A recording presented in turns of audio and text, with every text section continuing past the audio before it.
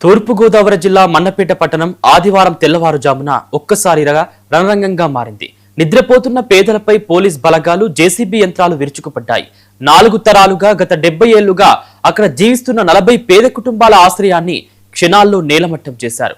ఒకవైపు గోదావరి పుష్కరాల నిధులు, మరోవైపు ప్రైవేట్ లేఅవుట్ దారులు, ఇంకోవైపు ఏళ్లనాటి రాజకీయ పగలు. అసలు ఈ అర్ధరాత్రి కూల్చివేతల వెనుక ఉన్న రహస్యం ఏంటి? హైడ్రామా మధ్య వైసీపీ ఎమ్మెల్సీ అరెస్టు ఎందుకు జరిగింది?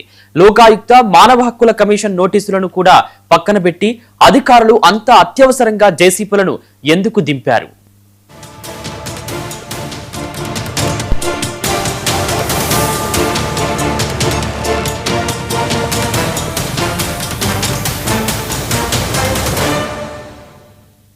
సమయం ఆదివారం తెల్లవారుజామున 4 గంటలు. మండపేట పట్టణంలోని పెద్ద కాలువగట్టు ప్రాంతం ప్రశాంతంగా ఉంది.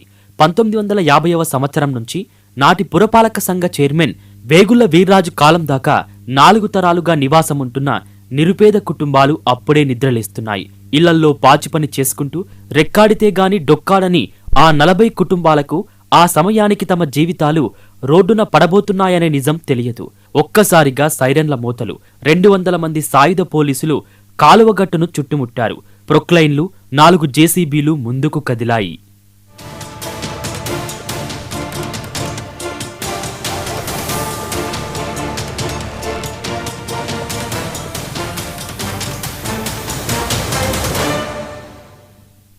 అసలు ఈ అర్ధరాత్రి ఆపరేషన్ వెనుక ఉన్న అసలు మాస్టర్ ప్లాన్ ఏమిటి? బాధితులు మరియు స్థానిక ప్రతిపక్షాలు వేస్తున్న ప్రధాన ఆరోపణ స్థానిక ఎమ్మెల్యే వేగుల జోగేశ్వరరావు పైనే. ఈ గుడిసెల వెనక భాగంలో దక్షిణ వైపున దాదాపు 10 ఎకరాల విలువైన స్థలం ఉంది. అక్కడ ఒక భారీ లేఅవుట్ రూపుదిద్దుకుంటోంది. దానికి ప్రధాన రహదారి కావాలి. అంతకుముందు అక్కడ ఎమ్మెల్యేకు చెందిన పాత రైస్ మిల్లు ఉండేది. అది శిథిలమవ్వడంతో ఆ ప్రాంతాన్ని లేఅవుట్ గా మారిస్తే కోట్లాది రూపాయల వ్యాపారం జరుగుతుందనే వ్యూహం తెరపైకి వచ్చిందనే ఆరోపణలు ఉన్నాయి.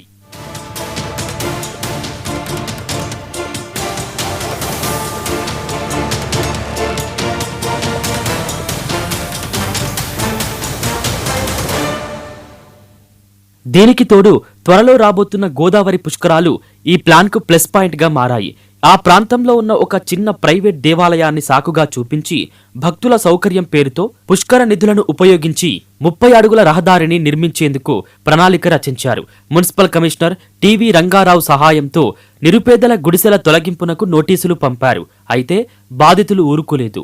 ఈ అక్రమాలపై మార్చి నెలలోనే అమరావతిలోని ఏపీ లోకాయుక్తతో పాటు కర్నూలులోని లోకాయుక్త, ఢిల్లీలోని జాతీయ మానవ హక్కుల పరిరక్షణ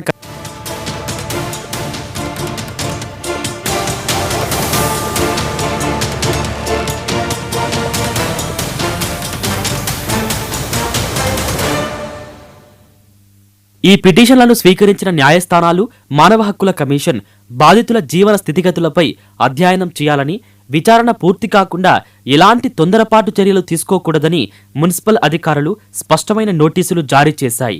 కానీ ఒకవేళ సమయం మించిపోతే పుష్కర నిధులు వెనక్కి వెళ్లిపోతాయనే ఆదురతతో న్యాయస్థానాల ఆదేశాలను సైతం పక్కనబెట్టి అధికారులు జేసీబీలతో విరుచుకుపడ్డారనే విమర్శలు వెల్లువెత్తుతున్నాయి.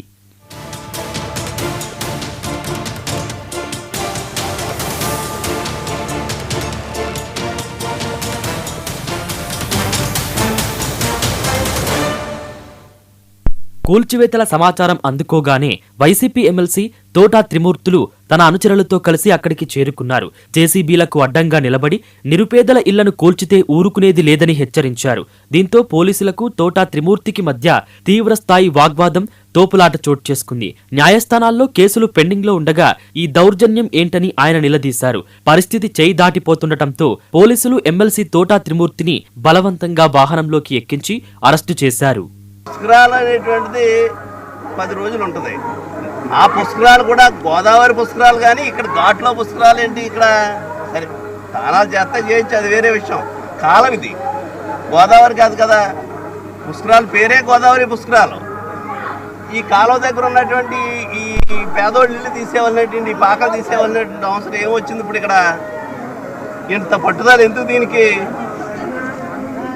గోదావరి పుష్కరాలకి నోటిఫైడ్ టౌన్ మండపేట కూడా ఇచ్చారు, గవర్నమెంట్ గ్రాంట్ ఇచ్చింది. కాదు సార్, ఈ నోటిఫైడ్ పుష్కరాలు కాదు సార్, ఈ ఈ ఈ నోటిఫైడ్ పుస్తకాల గురించి నాకు తెలియదు ఏం కాదు. ఎమ్మెల్యే గారు నోటిఫై చేస్తే నోటిఫై అవుతుంది, నోటిఫై కాదంటే నోటిఫై కాదు అంటే నాకు తెలుసు. నేను గవర్నమెంట్ నోటిఫై, గవర్నమెంట్కి ఇన్ఫర్మేషన్ ఎక్కడ ఇస్తారు? గవర్నమెంట్ ఎవరు చెప్తే చేస్తారు గవర్నమెంట్.